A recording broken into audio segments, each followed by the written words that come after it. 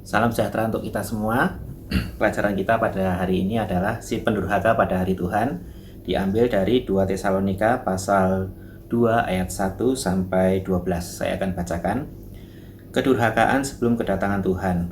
Tentang kedatangan Tuhan kita Yesus Kristus dan terhimpunnya kita dengan Dia, kami minta kepadamu saudara-saudara supaya kamu jangan lekas bingung dan gelisah, baik oleh ilham roh maupun oleh pemberitaan atau surat yang dikatakan dari kami seolah-olah hari Tuhan telah tiba. Janganlah kamu memberi dirimu disesatkan orang dengan cara yang bagaimanapun juga, sebab sebelum hari itu haruslah datang dahulu murtad dan haruslah dinyatakan dahulu manusia durhaka yang harus binasa, yaitu lawan yang meninggikan diri di atas segala yang disebut atau yang disembah sebagai Allah. Bahkan ia duduk di bait Allah dan mau menyatakan diri sebagai Allah.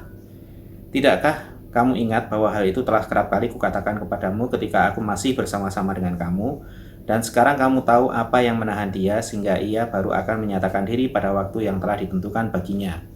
Karena secara rahasia kedurhakaan telah mulai bekerja, tetapi sekarang masih ada yang menahan. Kalau yang menahannya itu telah disingkirkan, pada waktu itulah si pendurhaka baru akan menyatakan dirinya. Tetapi Tuhan Yesus akan membunuhnya dengan nafas mulutnya dan akan memusnahkannya kalau ia datang kembali. Kedatangan si pendurhaka itu adalah pekerjaan iblis dan akan disertai rupa-rupa perbuatan ajaib, tanda-tanda dan mujizat-mujizat palsu dengan rupa-rupa tipu daya jahat terhadap orang-orang yang harus binasa karena mereka tidak menerima dan mengasihi kebenaran yang dapat menyelamatkan mereka. Dan itulah sebabnya Allah mendatangkan kesesatan atas mereka yang menyebabkan mereka percaya akan dusta, supaya dihukum semua orang yang tidak percaya akan kebenaran dan yang suka kejahatan.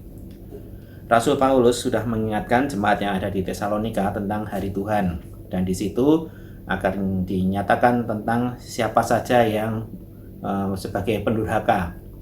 Kalau tentang durhaka, kita pasti ingat cerita tentang maling kundang yang bagaimana dia berdurhaka terhadap ibu kandungnya.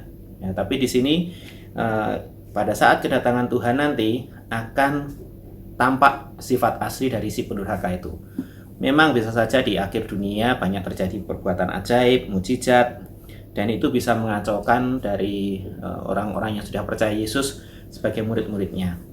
Tapi jangan lengah, dicek pakai firman Tuhan, karena sudah diperingatkan oleh Tuhan Yesus dan juga oleh Rasul Paulus dan nabi-nabi yang sebelumnya bahwa pada saatnya nanti akan ada namanya si pendurhaka, dan itu adalah pekerjaan dari si iblis. Kita akan fokus bagaimana menghadapi si pendurhaka, sikap menghadapi si pendurhaka. Di dalam Kolose pasal 2 ayat 6-7 ada nasihat dari Rasul Paulus tentang hal itu. Saya akan bacakan Kolose pasal 2 ayat 6-7. Kamu telah menerima Kristus Yesus Tuhan kita. Karena itu hendaklah hidupmu tetap di dalam Dia, hendaklah kamu berakar di dalam Dia dan dibangun di atas Dia. Hendaklah kamu bertambah teguh dalam iman yang telah diajarkan kepadamu, dan hendaklah hatimu melimpah dengan syukur. 4 sikap yang dapat kita lakukan untuk menghadapi si pendurhaka atau waspada terhadap si pendurhaka pada hari kedatangan Tuhan nanti. Yang pertama, tetap tinggal di dalam Yesus. Yang kedua, berakar dan bertumbuh di dalam Yesus. Yang ketiga, teguh dalam iman. Dan yang keempat, mengucap syukur.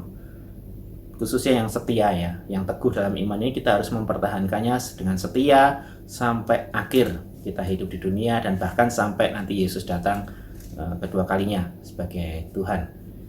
Dan ini yang dapat kita lakukan, bahwa hari Tuhan pasti akan datang, kematian juga pasti akan kita alami, tapi kehidupan kekal akan kita nikmati bersama Yesus di surga saat kita dapat waspada saat di dunia ini dengan si pendurhaka pada waktu hari kedatangan Tuhan, dan pada saat-saat ini kita harus tetap waspada. Ujilah dengan firman, ini benar atau tidak si pendurhaka, ini benar atau tidak pekerjaan dari iblis. Nah, firman Tuhan sebagai satu-satunya pegangan dan pedoman panduan dalam hidup kita menjalani masa depan ini bersama dengan Tuhan. Tuhan Yesus memberkati.